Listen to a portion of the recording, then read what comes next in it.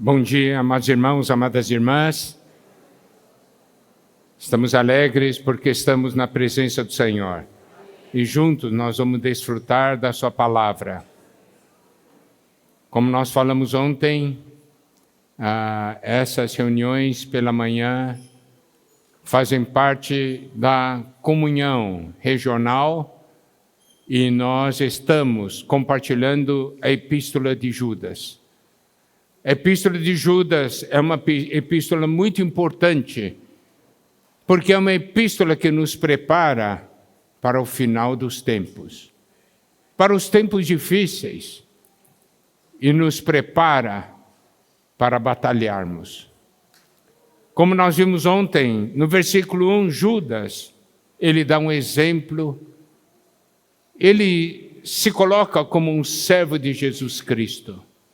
E ele, como um servo, deseja nos servir, deseja nos ajudar.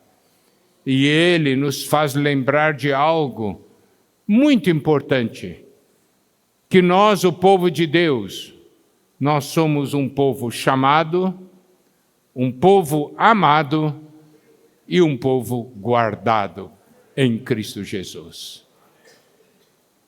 Isso é algo de grande impacto em nossas vidas. Se em nosso viver nós nos lembrarmos disso, nós teremos muitas vitórias na nossa vida cristã.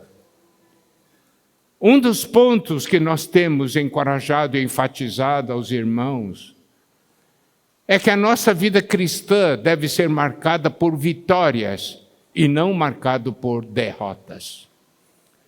Qual é a nossa experiência cristã? O normal da experiência pessoal é vitória ou é derrota?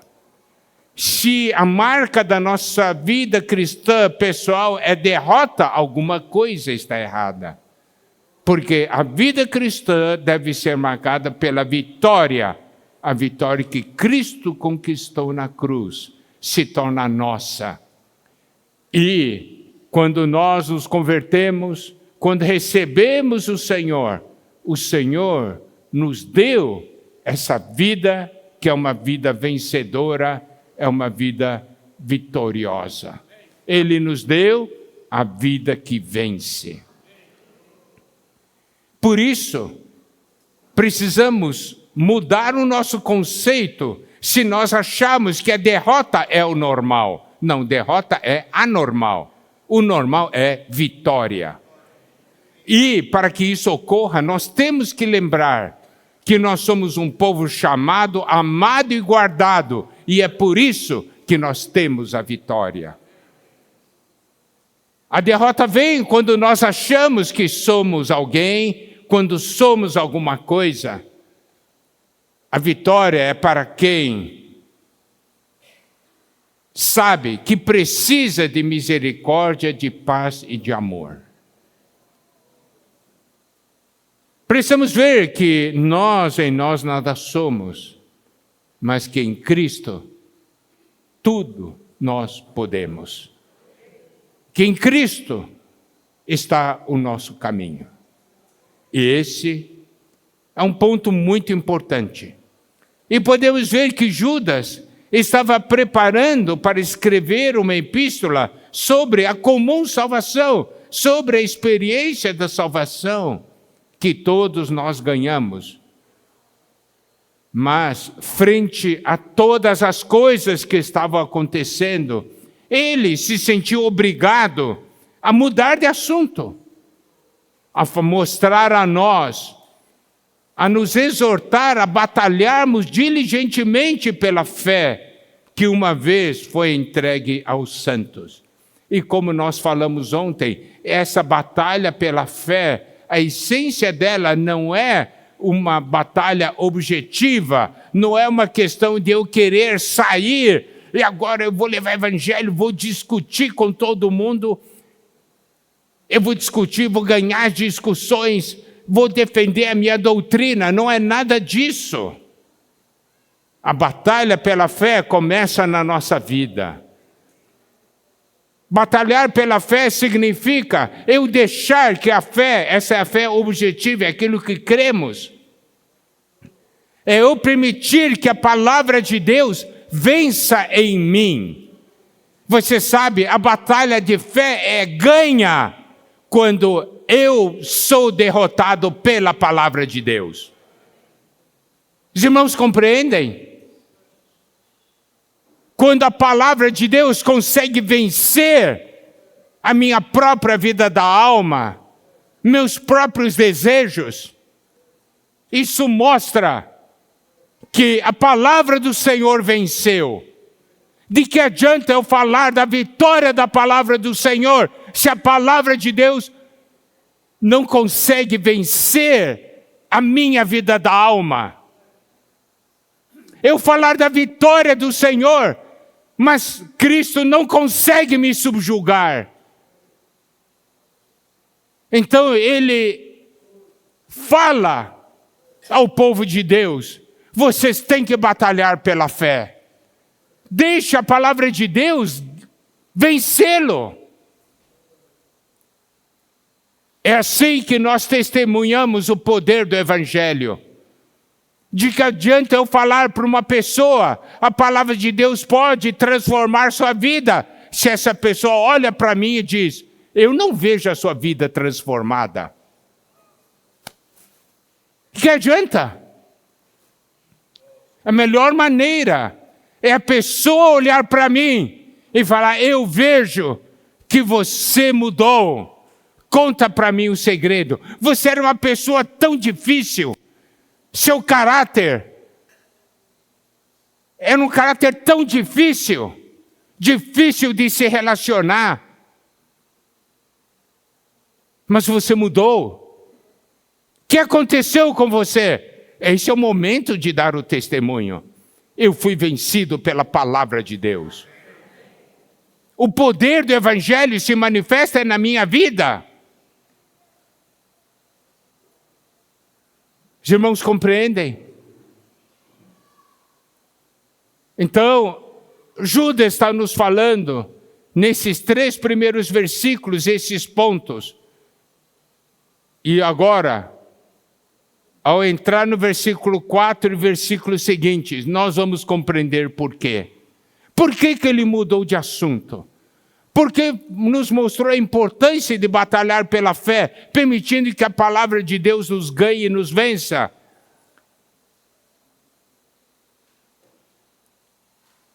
Vamos ler então agora o versículo 4.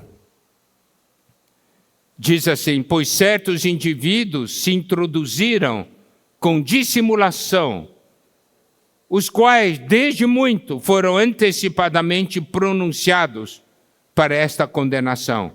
Homens ímpios que transformam em libertinagem a graça de nosso Deus e negam o nosso único soberano e Senhor Jesus Cristo. Aqui nos mostra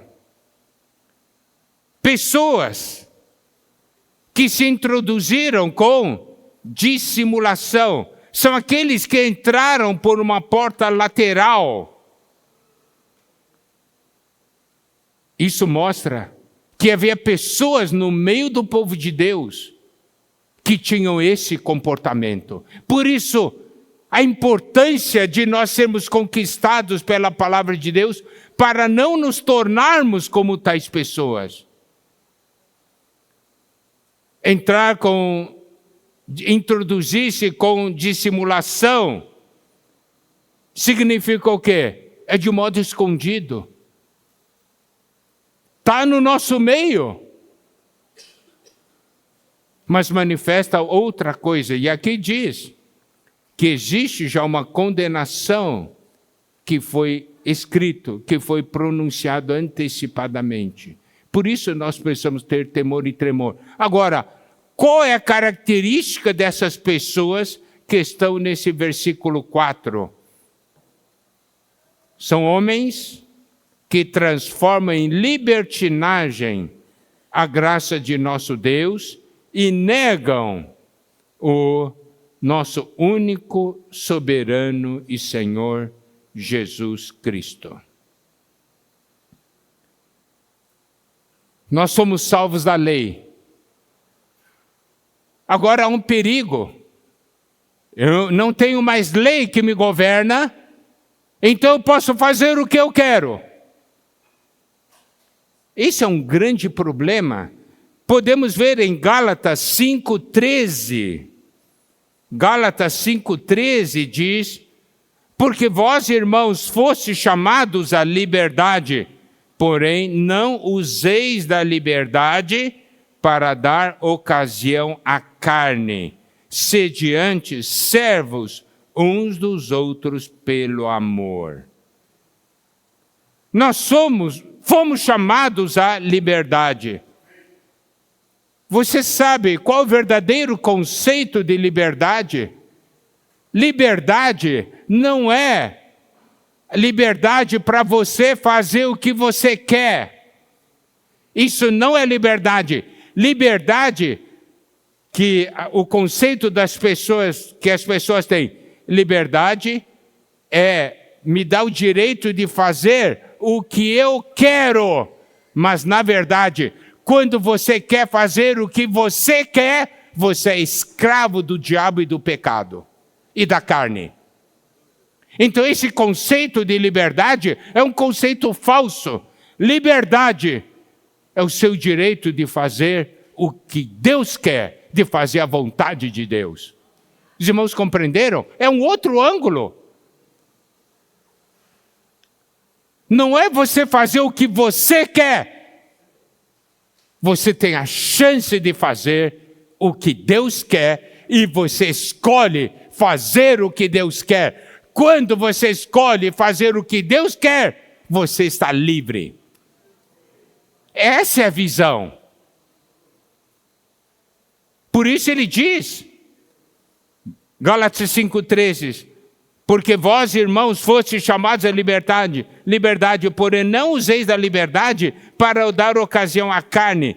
Sede antes servos uns dos outros pelo amor. Olha, ele fala aqui de liberdade e chama de servo, que é escravo. Um escravo que é livre, porque pode servir e fazer a vontade do seu Senhor.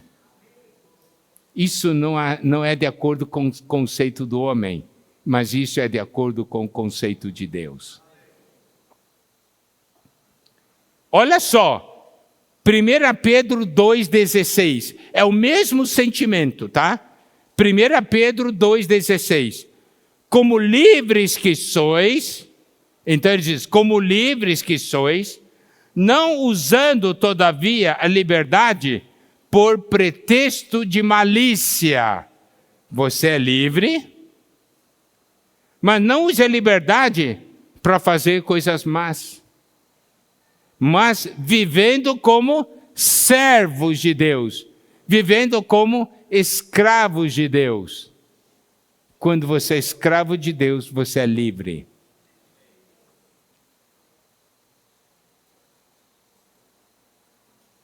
Então, o que nós precisamos aqui perceber é um grande alerta. Amado irmão, amada irmã, você é livre? Como você tem usado essa liberdade? A advertência está aqui. Você tem usado a sua liberdade para fazer a sua própria vontade? Ou tem usado a sua liberdade para fazer a vontade de Deus? Essa é a advertência. Podemos ver a importância, então, dessa batalha pela fé, da palavra de Deus me subjugar, me vencer.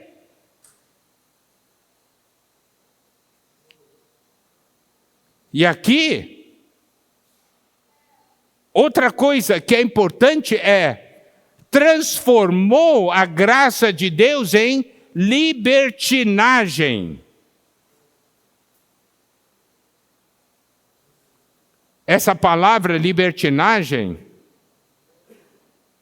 na verdade, significa você começa a fazer coisas terríveis, mas você já não tem mais vergonha de fazer.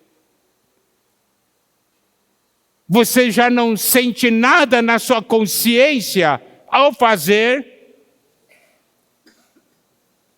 Você não se preocupa mais com a sua decência.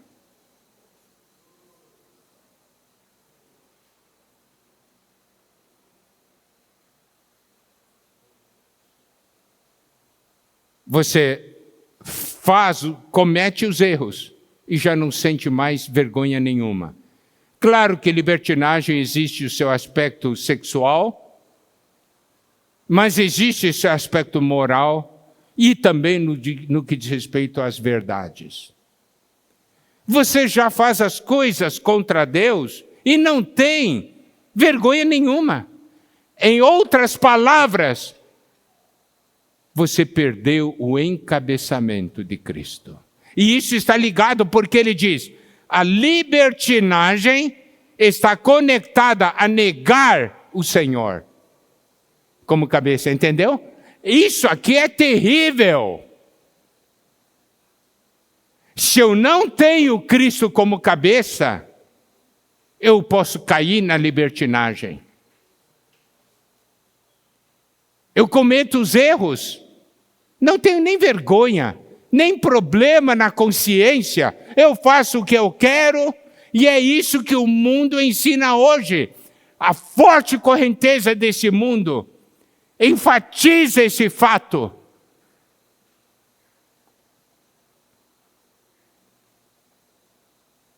Você compreende porque Judas nos deu aquelas palavras na introdução que nós vimos ontem?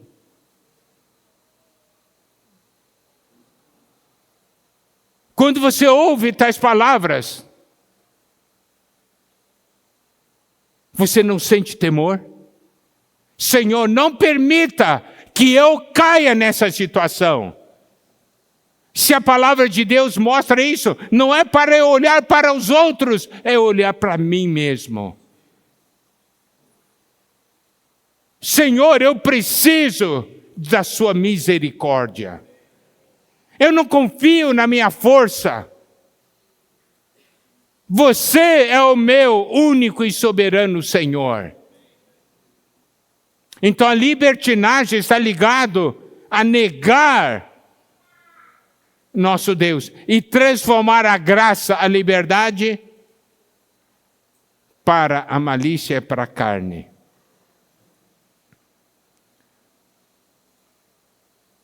E a palavra de Deus nos adverte, Judas continua nos advertindo, e ele no versículo 5 cita algo que nós devemos dar bastante atenção. No versículo 5 diz, quero, pois, lembrar-vos, embora já estáis cientes. Olha só, Judas diz, vocês têm conhecimento desse fato, vocês têm ciência desse fato, mas eu preciso lembrar vocês. Amados irmãos, amadas irmãs, você pode dizer, não, eu já sei. Você pode saber, mas você não se lembra. E é por isso que cai. Então ele vem, ele diz, eu quero, pois, lembrar-vos, embora já estáis cientes de tudo, uma vez por todas. Olha só o que diz aqui, que o Senhor, tendo libertado um povo, tirando-o da terra do Egito, destruiu depois os que não creram. Então ele nos dá uma séria advertência. Ele está falando, eu não estou falando nada de novo para você. Eu estou falando algo que você já sabe, mas eu tenho que lembrá-lo. Que um dia o Senhor libertou um povo, os tirou da terra do Egito, depois destruiu os que não creram. Isso é de uma advertência. Então, para nós conhecermos, penetrarmos mais nessa realidade, nós vamos para 1 Coríntios capítulo 10.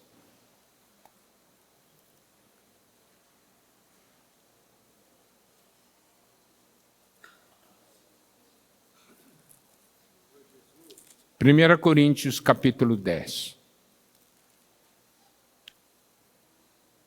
A partir do versículo 1. Ora, irmãos, Não quero que ignoreis que nossos pais estiveram todos sob a nuvem, todos passaram pelo mar, tendo sido todos batizados, assim na nuvem como no mar, com respeito a Moisés. Todos eles comeram de um só manjar espiritual e beberam da mesma fonte espiritual, porque bebiam de uma pedra espiritual que os seguia, e a pedra era Cristo. Esse é o começo de 1 Coríntios capítulo 10.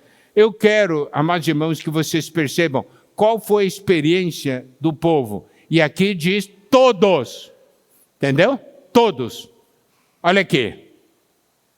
Todos estiveram sob a nuvem. Não é uma experiência maravilhosa? Puxa, eu tive essa experiência. Tremendo. Todos passaram pelo mar.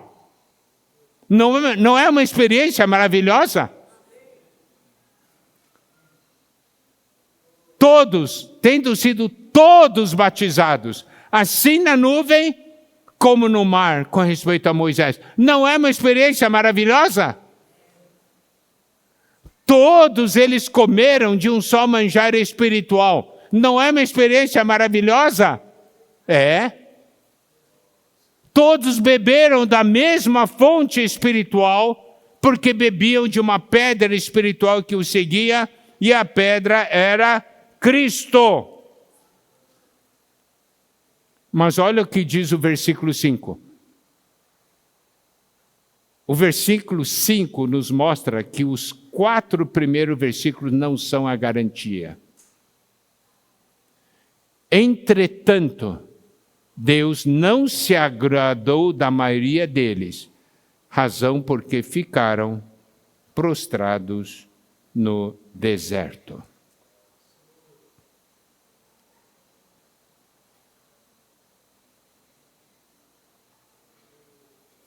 Amado irmão, amada irmã, você confia nessa experiência dos 4 versículos? Diz, estou numa boa? Todos.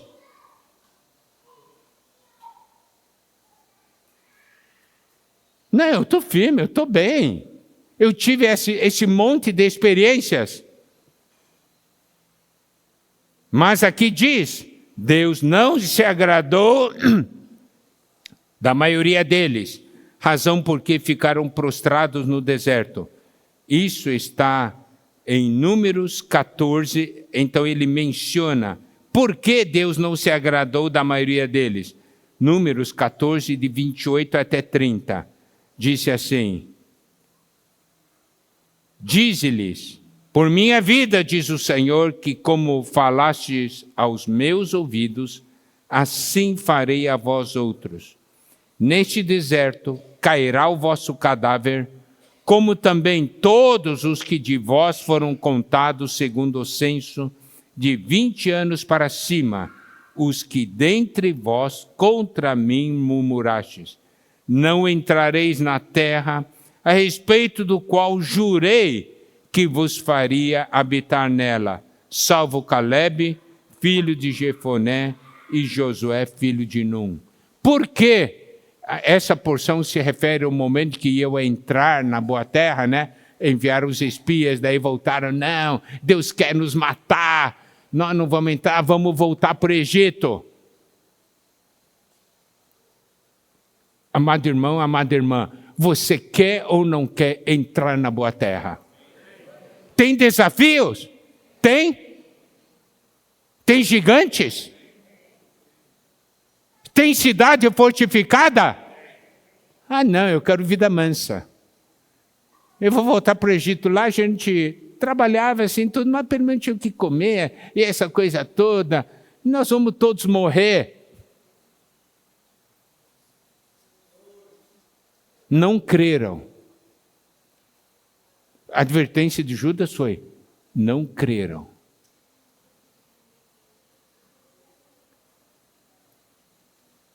Olha só, 1 Coríntios 10, versículo 6.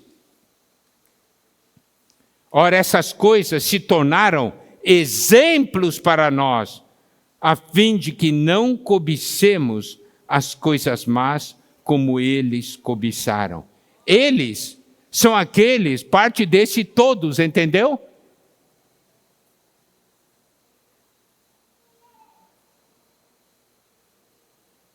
Para a gente compreender isso aí, Números 11, versículos 4 a 7.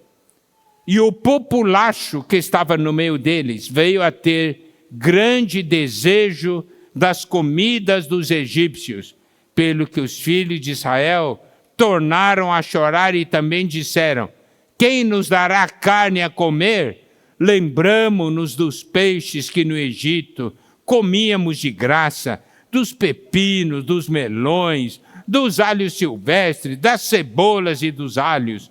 Agora, porém, seca-se a nossa alma e nenhuma coisa vemos senão este maná. Era o maná como semente de coentro e a sua aparência semelhante à de bdélio. Não queriam mais a comida que Deus estava dando a eles. Estavam com saudades da comida do Egito. É como que irmãos falassem assim: por que eu vou lá na conferência? Por que eu vou na reunião? Eu quero pular carnaval, estou com saudade de pular carnaval. Estou dando só um exemplo assim, entendeu? Lá eu tenho liberdade, entre aspas.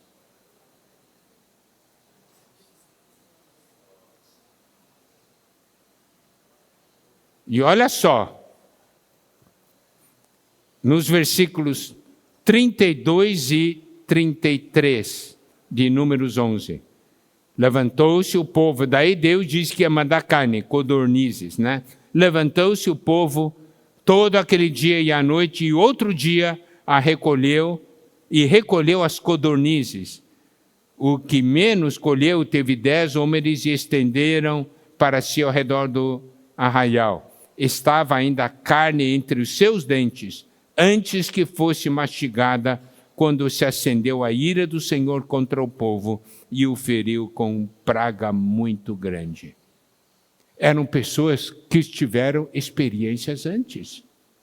Amado irmão, amada irmã, você fica confiando na sua experiência no passado, acha que é garantia para vencer as tentações que vêm. Amado irmão, amada irmã, nossa garantia é seguir a palavra de Deus, ter o encabeçamento de Cristo. Eu não quero, no final da minha vida, tombar e o Senhor falar: você não vai entrar no reino. Você quer ouvir essa palavra? Você não vai entrar no reino.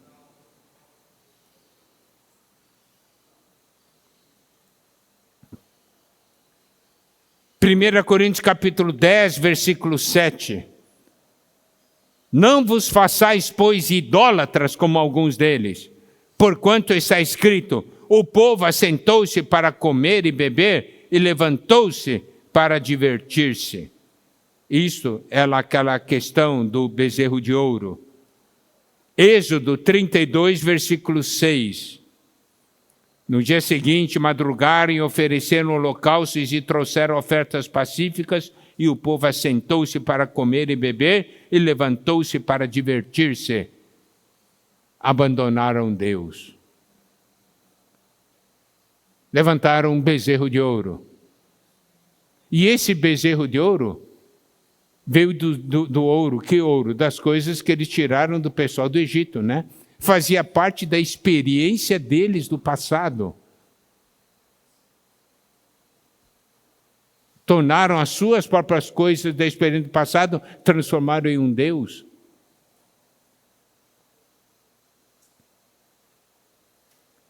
Primeira Coríntios 10, versículo 8. Olha, tudo isso aí é advertência para nós, porque Judas está falando para nós: lembre-se disso, vocês já sabem, mas eu quero lembrar que esse povo que Deus tirou do Egito, a maioria deles fracassou.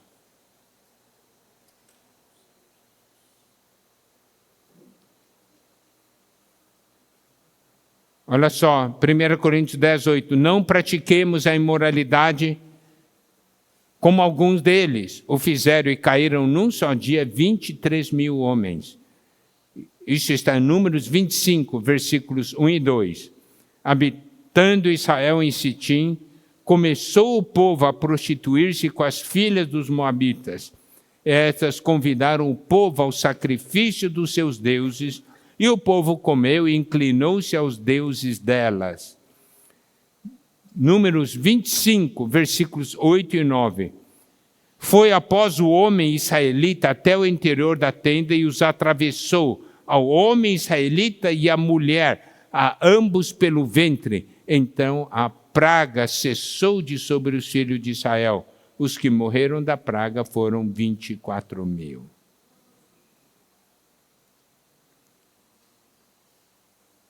Isso aqui foi o problema que Balaão orientou. Ele não pôde ganhar, ele não pôde amaldiçoar o povo de Israel, porque Deus não deixou, mas ele depois ganhou o dinheiro, né, daquele rei gentil, porque ele orientou, diz assim, tem um jeito de você fazer esse povo ser castigado e ter problema, é levar eles à idolatria, à imoralidade. Porque a imoralidade leva à idolatria.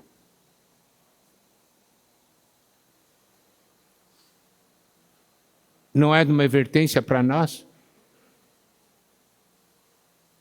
Nós estamos tomando essas palavras como advertência na nossa vida ou não? 1 Coríntios 10, versículo 9. Não ponhamos o Senhor à prova, como alguns deles já fizeram e pereceram pelas mordeduras das serpentes.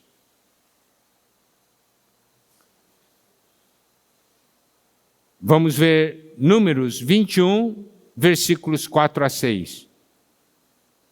Então partiram do Monte Or pelo caminho do Mar Vermelho a rodear a terra de Edom, porém o povo se tornou impaciente no caminho.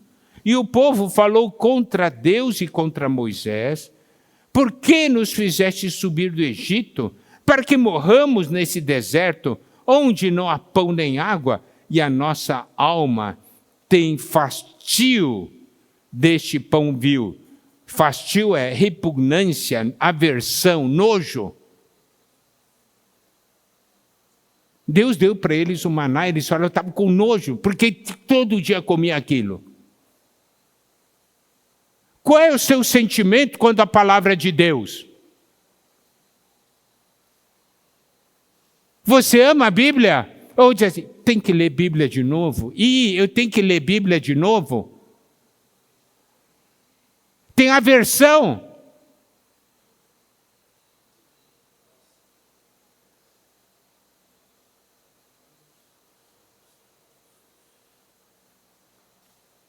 Então o Senhor mandou entre o povo serpentes abrasadoras que mordiam o povo e morreram muitos do povo de Israel.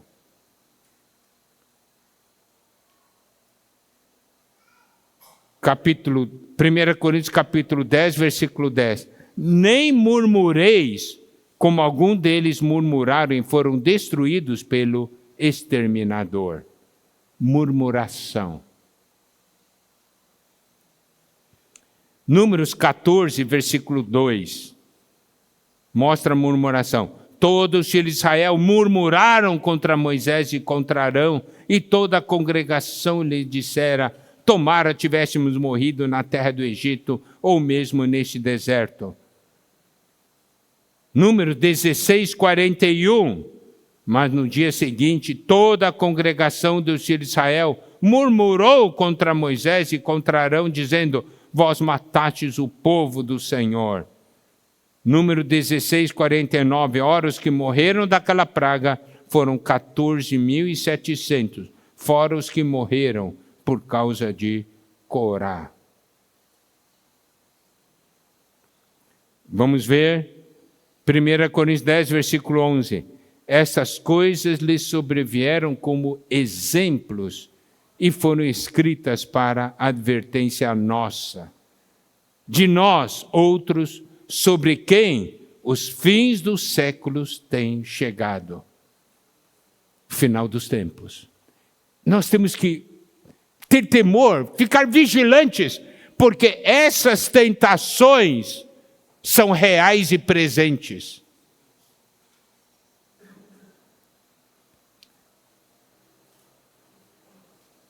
Então, versículo 12 de 1 Coríntios 10. Aquele, pois, que pense estar em pé, veja que não caia. Cuide para não cair.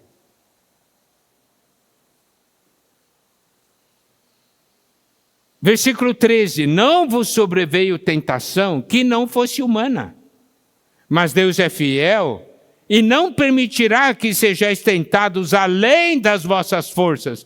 Pelo contrário, juntamente com a tentação, vos proverá livramento, de sorte que a possais suportar. Em outras palavras, é possível vencer. Está certo? Em outras palavras, isso versículo diz, porque não nos sobreveio tentação que não fosse humana. Deus é fiel. Aleluia, Deus é fiel. Não permitirá que sejamos tentados além das nossas forças.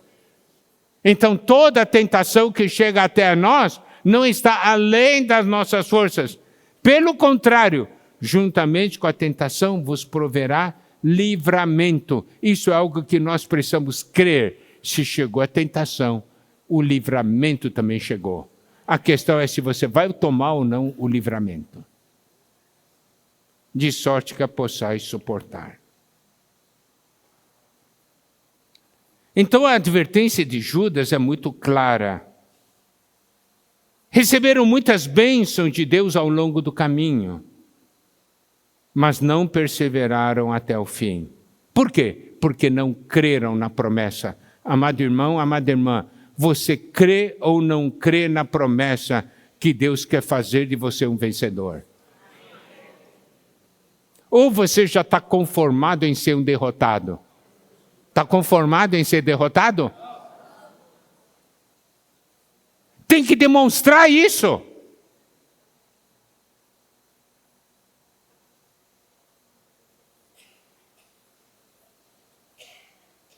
Então, naquela porção de Judas que nós lemos,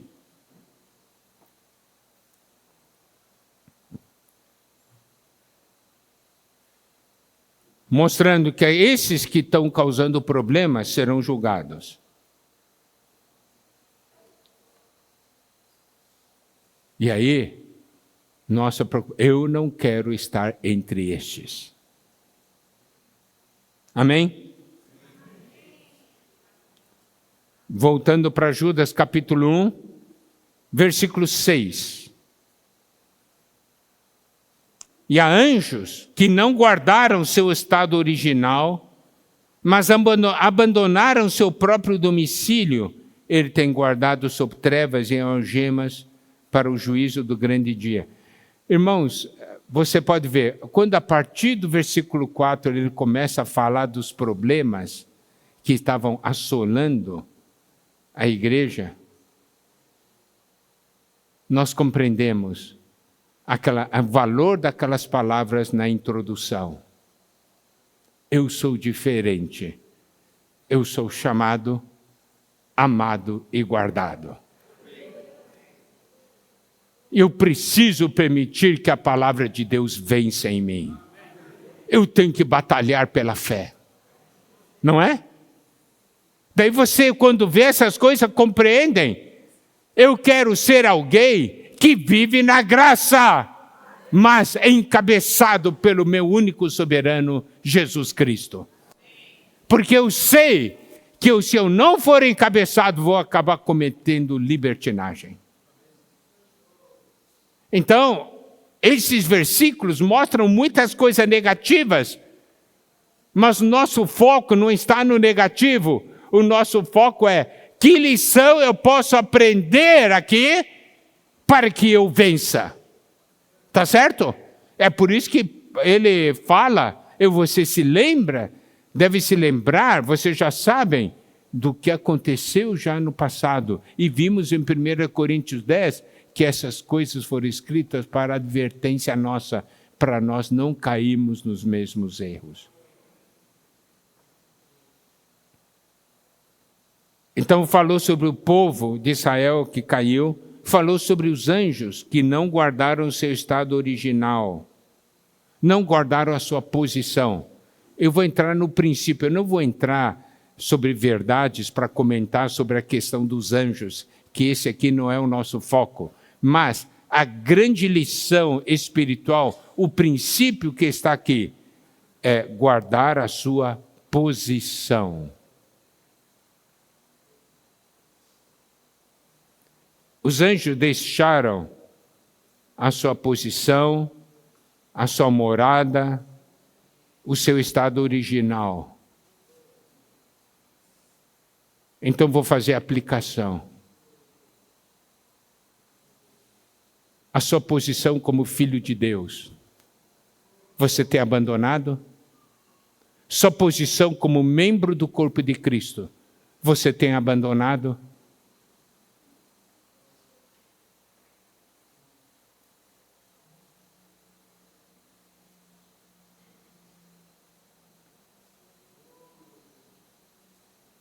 Este é o momento que eu preciso guardar a minha posição.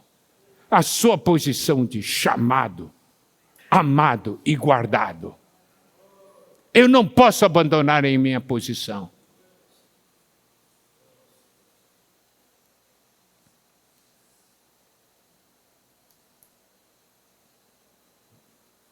Judas 1:7 fala como Sodoma e Gomorra e as cidades circunvizinhas, que havendo-se entregado à prostituição, como aqueles, seguindo após outra carne, são postas para exemplo do fogo eterno, sofrendo punição. Aqui é não guardar a natureza. A sua natureza. Eles foram à prostituição, ali Sodoma e Gomorra, seguindo após outra carne. Romanos 1, versículos 26 e 27 dizem: por causa disso, os entregou Deus a paixões infames, porque até as mulheres mudaram o modo natural de suas relações íntimas por outro, contrário à natureza. Por isso que eu estou falando, aqui fala de guardar a nossa natureza. Semelhantemente, os homens também, deixando o contato natural da mulher, se inflamaram mutuamente em sua sensualidade, cometendo torpeza, homens com homens, e recebendo em si mesmos a merecida punição do seu erro. Eu tenho que guardar a minha natureza. Natureza humana, natureza divina. Certo? Eu não vou me entregar às outras coisas.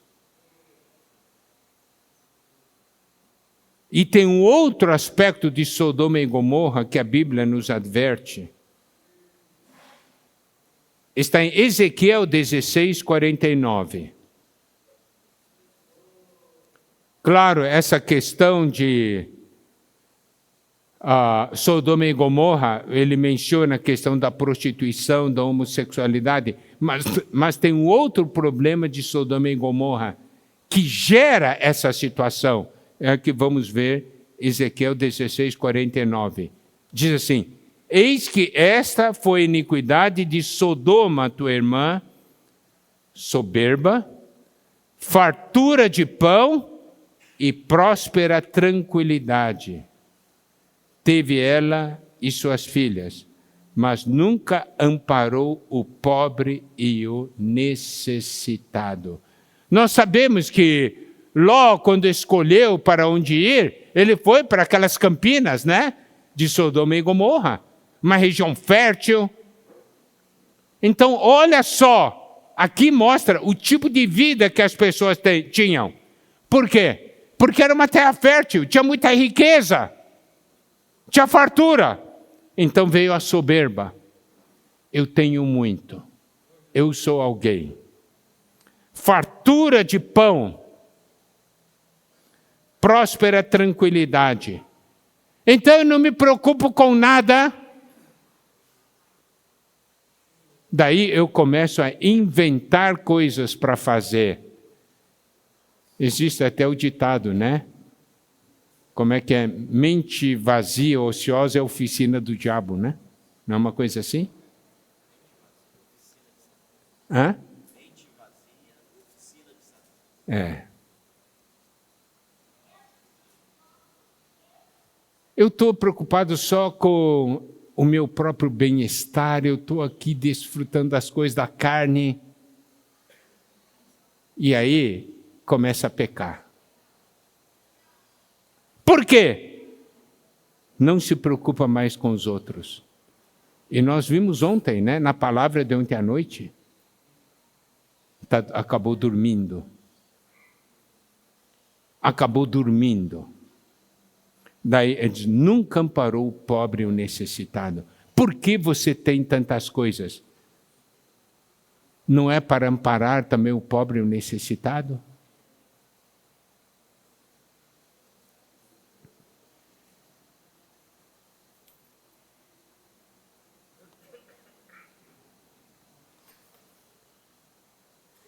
Olha só daí, a consequência, está no versículo 8. Ora, estes, da mesma sorte, quais sonhadores alucinados. É a prova de que estavam dormindo. Está vendo?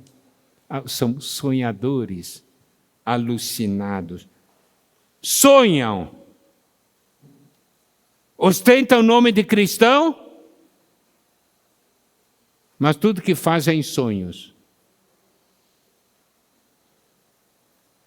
Aqui diz, estes da mesma sorte, quais sonhadores alucinados, não só contaminam a carne, como também rejeitam o governo e difamam autoridades superiores. Olha só, isso nos mostra novamente falta de encabeçamento. Se contamina com a carne, isso é perverter a graça de Deus, né? Rejeitam o governo, rejeitam o encabeçamento. E difama a autoridade superior. Isso significa, não conhece o que é governo, fala mal.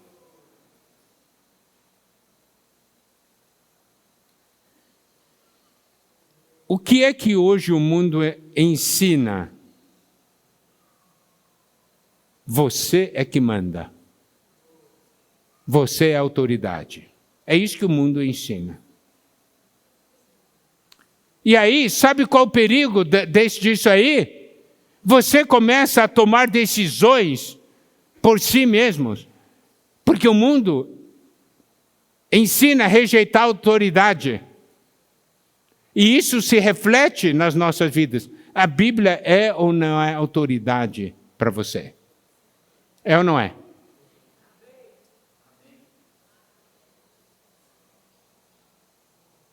Ou você lê a Bíblia só por curiosidade?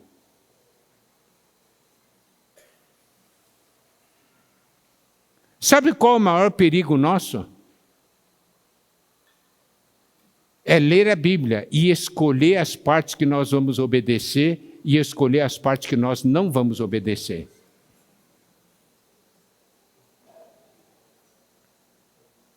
Se aceita tudo?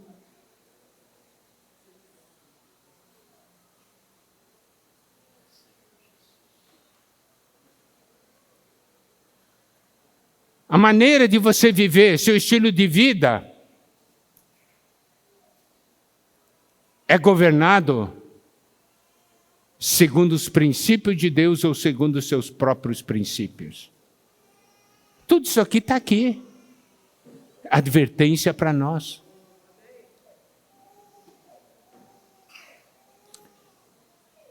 Um dos livros da Bíblia, que é o livro de Juízes, mostra o povo de Israel e a situação de degradação, não é verdade? Você vê tanta história triste, terrível, no livro de Juízes. E o livro de Juízes mesmo diz por quê. Juízes 17:6 diz o seguinte: naqueles dias não havia rei em Israel, cada qual fazia o que achava mais reto. Esta é a raiz do problema. Não tem rei, não tem governo de Deus. Cada um faz o que acha mais reto. Cada um faz, e aqui estou falando no sentido bom, mas que causa problema. Se cada um de nós faz o que acha reto, vai dar um montão de problema e confusão na igreja. Por quê? Porque o que é reto para você não é reto para mim. Não somos nós que definimos o que é reto ou não. É Deus. É a palavra de Deus. Se você ler Juízes 18, você vai ler uma história horrível.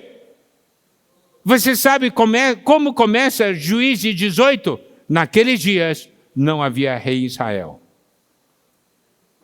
Eu não vou ler esse capítulo, vocês depois leiam. Ele diz, por que isso aconteceu? Porque não havia rei, não havia governo. Juízes 19, leia, é história terrível.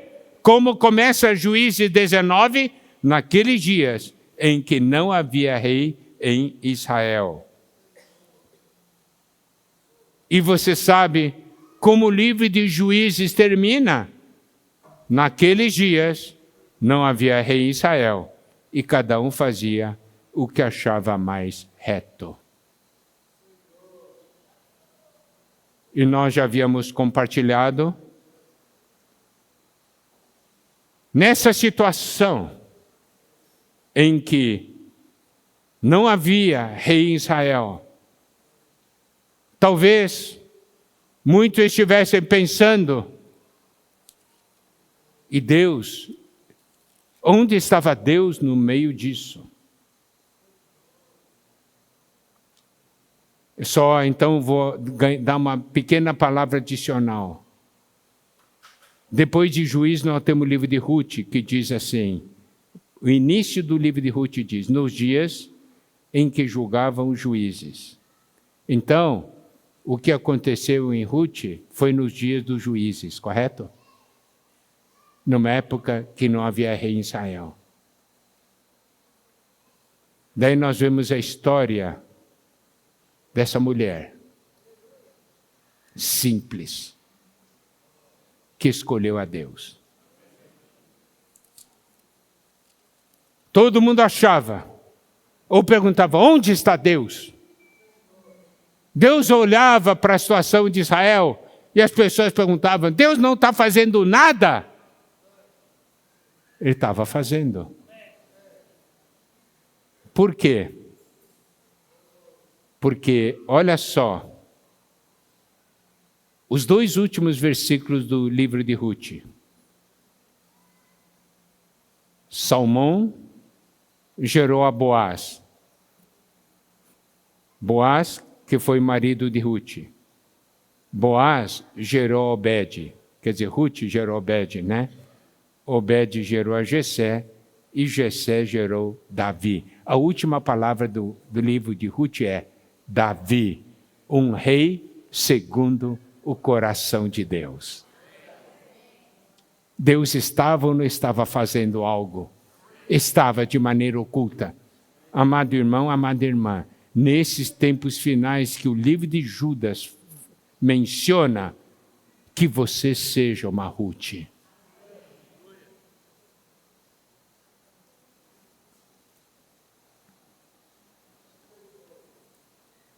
Então, olha só, voltando para o livro de Judas. Esses sonhadores não só contaminam a carne, significa que vivem em libertinagem, como também rejeitam o governo. Então você pode ver a libertinagem e rejeitar o encabeçamento do governo sempre caminham juntos. Amado irmão, amada irmã, vamos aprender a viver debaixo do governo de Deus e da palavra de Deus. Não é governo de um homem, não é governo de Miguel ou do outro, do irmão responsável. Aprender a viver debaixo do governo de Deus.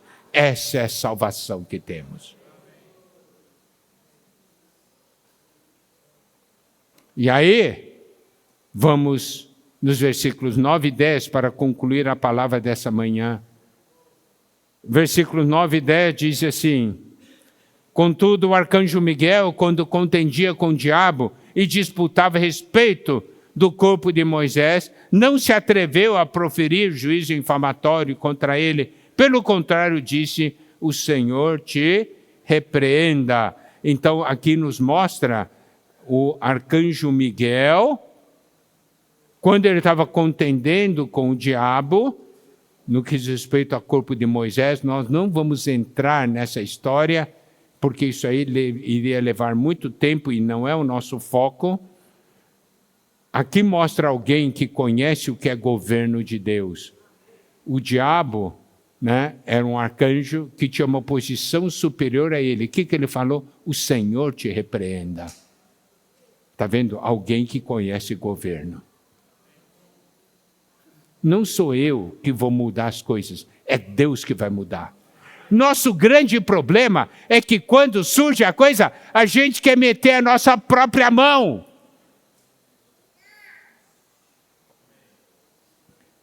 Você crê que o Senhor pode ou não pode mudar?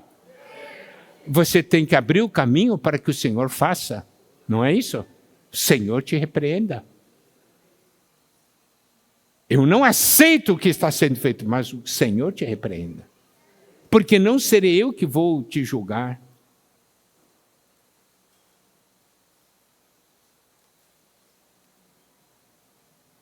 Mas o versículo 10 fala dessas pessoas que difamam autoridades superiores. Estes, porém, quanto a tudo que não entendem, difamam. Olha, um grande problema que ocorre. Todo mundo hoje é juiz. Alguém te conta alguma coisa? Você não está nem preocupado em saber se é verdade ou mentira. Alguém te conta alguma coisa, você já pronuncia o julgamento. Você entende o que está acontecendo? Não, eu ouvi falar, mas por que já começou a julgar? Por quê? Principalmente nesses últimos 2, 3 anos, todo mundo virou juiz. Onde está o temor de Deus? Ouviu falar, já julga.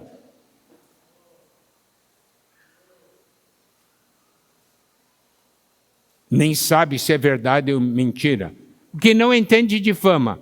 Quanto a tudo que compreendem, então aqui mostra que pode compreender, mas essa a compreensão aqui diz assim, compreende por instinto natural. Significa o quê? Ouve alguma coisa e segue o seu instinto natural. Entende o que eu quero dizer? Aqui ainda diz, como brutos sem razão. Sem brutos, são pessoas sem razão. Significa o quê? Age como animal. Animal age por instinto. Não compreende, difama. Quando compreende, não é compreender segundo o espírito, é compreender segundo o instinto natural.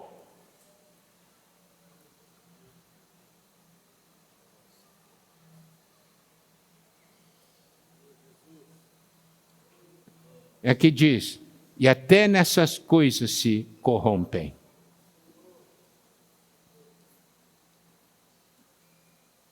Olha a importância de nós estarmos no Espírito. Na palavra de ontem à noite, nós falamos o quê? Nós procuramos compreender a vontade do Senhor. Não é? Nos enchemos do Espírito.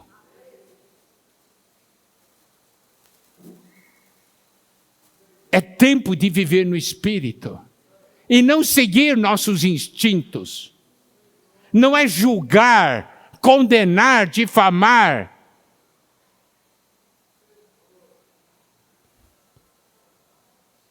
É muito fácil nós condenarmos alguém. Nós não sabemos por que tal pessoa teve esse tipo de reação. Se você conhecesse a história, você não condenaria. Vocês entendem o que eu quero dizer? Nós temos um governo de Deus. Por que agimos de uma maneira tão solta? Então, há uma séria advertência no livro de Judas. Não vivam dessa maneira solta, relaxada, julgando-se juízes, condenando, julgando, difamando. Seja encabeçado pelo Senhor. Tome a palavra para o seu governo. Amém? Nós vamos continuar amanhã de manhã para a última porção, para concluirmos esse livro de Judas. Irmãos, esse livro é de grande ajuda espiritual para nós. Esse livro não é um livro que vem assim, passa a mão, nos acariciar. É um livro que vem, corta e abre e diz assim, dá uma olhada o que tem dentro de você. Não é verdade? Que o Senhor nos abençoe e nos salve. Amém?